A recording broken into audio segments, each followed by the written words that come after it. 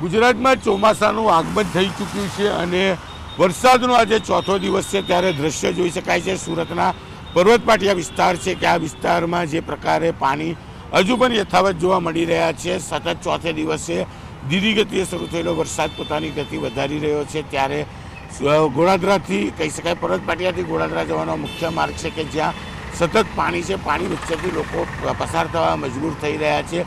ચોથો દિવસ થયો છે પણ પાણી ઉતરવાનું નામ નથી લેતું। સુરતના અલગ અલગ વિસ્તારો છે કે વિસ્તારો હજુ પણ બેટમાં પરિવર્તિત થયેલા જોવા મળી રહ્યા છે। સતત વરસી રહેલા વરસાદને લઈને કહી શકાય કે જે પ્રકારે સુરતમાં પાણી ભરાયા છે, સુરતની સુરત બગાડી રહ્યા છે।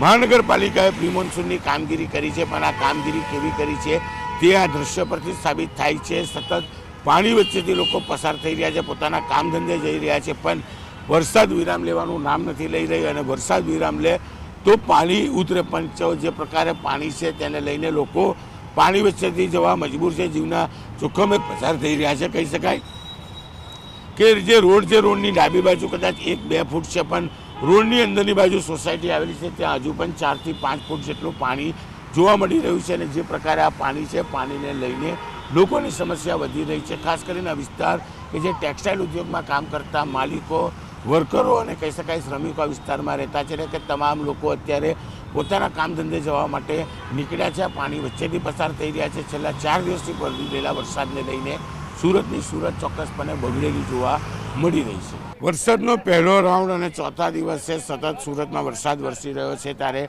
દ્રશ્ય જોઈ શકાય છે પર્વત પાટિયાથી લિંબાયત જવાનો રોડ છે કે જે પાણીમાં ગરકાવ થઈ ગયો છે। ગીતાનગર કે જ્યાં સૌથી વધારે નાની મોટી હોસ્પિટલો આવેલી છે, પ્રસ્તુતિ ગૃહ આવેલા છે કે અહીંયા ઘણા બધા દર્દીઓ ફસાયા છે ત્યારે ફાયર વિભાગ દ્વારા રેસ્ક્યુ ઓપરેશનો ચલાવવામાં આવી રહ્યા છે। દ્રશ્ય જોઈ શકાય છે કે મેડિકલની ટીમ તમામ દવાઓ અને સાધનો લઈને અહીંથી થોડેક આગળ મહાનગરપાલિકાનું આવાસ આવ્યું છે કે જ્યાં મહાનગરપાલિકાના કર્મચારીઓ રહેતા છે, તેમના નાના બાળકો છે, પરિવારમાં વૃદ્ધો છે ત્યારે તેમના માટે મેડિકલ સહાય લઈને આ બોટ અંદર જઈ રહ્યું છે। કારણ કે જો આ બોટમાં અમે સવાર થઈએ તો મેડિકલ સહાયમાં 2 માણસો ઓછા જાય તેને લઈને અમે અમારી સામાજિક જવાબદારી સમજી આ બોટમાં નથી બેઠા અને મેડિકલની ટીમ અંદર જઈ રહી છે। દ્રશ્ય જોઈ શકાય છે કે આ ગીતાનગરમાંથી ઘણા બધા લોકો અંદરથી બહાર આવતા હોય છે કારણ કે અહીંયા નાની મોટી હોસ્પિટલો આવેલી છે, તમામ લોકો હોસ્પિટલોમાં દાખલ છે।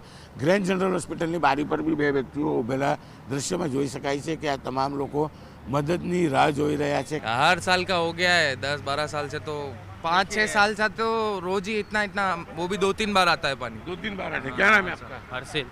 हर्षिल, क्या कहोगे? ये हर साल का हो गया है। जैसे बारिश है 2 दिन के बारिश में इतना भरा, अभी तो पूरा अभी मानसून सीजन ही बाकी, अभी तो मानसून सीजन में ये सब घर के लिए सामान लेके जा रहे हैं, खाने के लिए कुछ व्यवस्था नहीं है। तो अन्य एक भाई से मोटा भाई, શું નામ આપનું? जितेंद्र कुमार। कहाँ जा रहे हो आप? ये सामान अभी सर ड्यूटी जा रहे हैं, ऑफिस। क्या काम करते हो? कपड़े का काम। तो इतने पानी में सर क्या करें, ड्यूटी तो जाना ही पड़ेगा ना। यहाँ मतलब नाइट ड्रेस में निकले, अभी इसमें क्या है? अभी कपड़े लेके जा रहा हूँ, ऑफिस में जाके चेंज करूँगा। બિલકુલ લોકો આ પાણી વચ્ચે પણ નોકરીએ જવા માટે મજબૂર બન્યા છે। નાઇટ ડ્રેસમાં બહાર નીકળે છે અને ત્યારબાદ કપડાં ચેન્જ કરી નોકરી પર જાય છે। હજુ પણ 2 વ્યક્તિઓ આવતા હોય છે, આપણે એમની સાથે વાત કરવાનો પ્રયાસ કરીશું। બંને વ્યક્તિઓ કદાચ નોકરી પર જતા હોય તેવું લાગી રહ્યું છે કારણ કે લોકો અહીંયા ફસાયેલા છે, લોકો વચ્ચેથી પસાર થતા હોય છે ત્યારે ચોક્કસ છે। અન્ય એક ભાઈ છે, આપણે એમની સાથે વાત કરીશું અને પાછળ એક ભાઈ છે એમની સાથે પણ વાત કરીશું। શું નામ છે ભાઈ આપનું? ઘનશ્યામ ટેલર। ઘનશ્યામભાઈ શું કહેશો? તંત્રની બહુ જ બેદરકારી છે। આ છેલ્લા 25 વર્ષમાં આ 9 થી 10મી વખત પાણી ભરાવાનો આ મામલો સામે આવ્યો છે, તે છતાં પણ 3 દિવસ થતાં બી પાણી ઉતરવાનું કોઈ નામ નથી ને કોઈ પણ જાતની તંત્ર દ્વારા સગવડ આપવામાં આવતી નથી।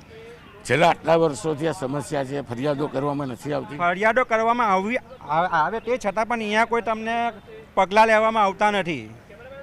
બિલકુલ લોકોનો સીધો આક્ષેપ છે, તંત્ર સામે રોષ છે કે ફરિયાદ કરવામાં આવે છે તે છતાં પણ કોઈ સાંભળતું નથી। કેમેરામેનને કહીશ તેની પાછળના દ્રશ્યો બતાવશે કે ત્યાં આગળ 9 ફૂટ કરતાં વધુ પાણી છે। બોટ અંદર મેડિકલ ટીમ લઈને જઈ રહી છે। ત્યાં આગળ આવાસ આવેલું છે, આવાસમાં 100 કરતાં વધુ મહાનગરપાલિકાના કર્મચારીઓ, 4થા વર્ગના કર્મચારીઓના ઘર આવેલા છે। તમામ કર્મચારીઓ નોકરી પર છે પણ તેમના પરિવાર ફસાયા છે। તંત્રની બેજવાબદારી છે, તંત્રની લાપરવાહી છે જેને લઈને કહી શકાય કે છેલ્લા કેટલા વર્ષોથી આ પાણી આવી રહ્યું છે અને આ પાણી વચ્ચે જ લોકોને રહેવું અને આ પાણી વચ્ચેથી જ પસાર થવું લોકો માટે મજબૂરી રૂપ સાબિત થઈ રહ્યું છે।